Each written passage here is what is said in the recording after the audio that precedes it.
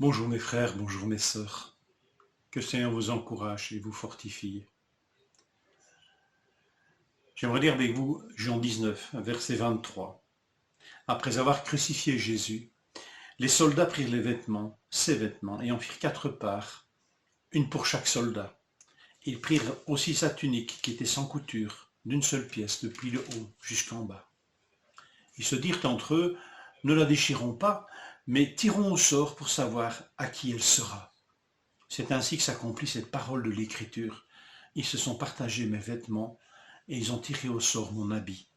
Voilà ce que firent les soldats. J'aimerais vous parler de déchirure ce matin, dans ce moment de méditation. Ici, il est question d'une déchirure, mais en fait d'une non-déchirure. On ne déchirera pas le vêtement de Jésus. Les personnes qui participaient à une exécution, ici en l'occurrence des soldats, avaient le droit de récupérer les vêtements des condamnés et des exécutés. Et ici, le texte, qui semble être un détail, nous dit que on se partagea donc les vêtements en 4 parts, les maigres vêtements de notre Seigneur, mais sa tunique, qui avait quelque valeur, puisqu'elle était tissée d'une seule pièce, sans couture, eh bien on la tira au sort pour ne pas la déchirer. Par goût du lucre, pour récupérer quelque chose. Voilà les pensées des hommes.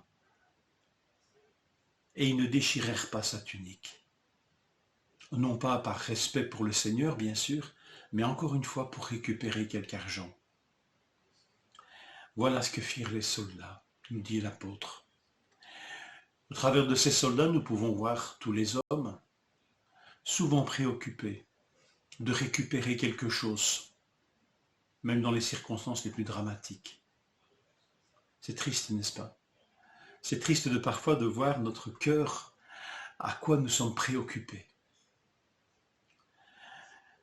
Ici, Jean nous parle de non-déchirure du vêtement de Jésus. Et étonnamment, l'évangéliste, Jean, ne parle pas, lui, d'un événement qui parle d'une déchirure d'un tissu. Les autres évangiles en parlent. C'est la fameuse déchirure du voile du temple. Il nous est dit qu'au moment précis de la mort de Jésus, le voile du temple se déchira du haut jusqu'en bas. Et nous savons que cela a un sens extraordinaire.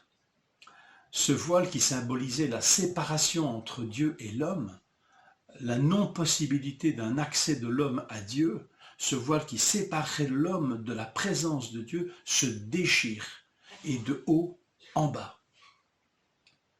Comme pour nous dire que l'initiative de cette déchirure vient du ciel, vient de Dieu. Le voile se déchira. Il n'est pas dit Dieu déchira le voile, mais on peut y voir là une marque de l'infini respect d'un bon juif qui ne prend pas le nom de Dieu en vain. Et donc ce verbe sans sujet est en fait une indication que c'est bien Dieu qui est à l'initiative de cette déchirure. Étonnamment, Jean n'en parle pas, peut-être simplement pour nous dire que les autres évangiles en ont parlé. Et cette déchirure du voile nous rappelle l'extrême générosité de Dieu.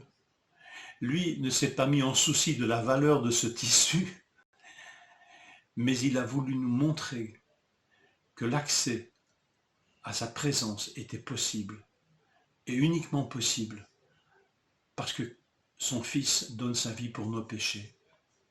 Tout est accompli, nous dit l'évangile de Jean, et lui seul nous le dit, dans cette forme. Tout est accompli pour ouvrir ce chemin vers Dieu. Alors quel contraste entre, encore une fois, ces hommes qui rapinent, qui essayent de tirer quelque chose de matériel des effets, des vêtements de Jésus, en ne déchirant pas cette tunique.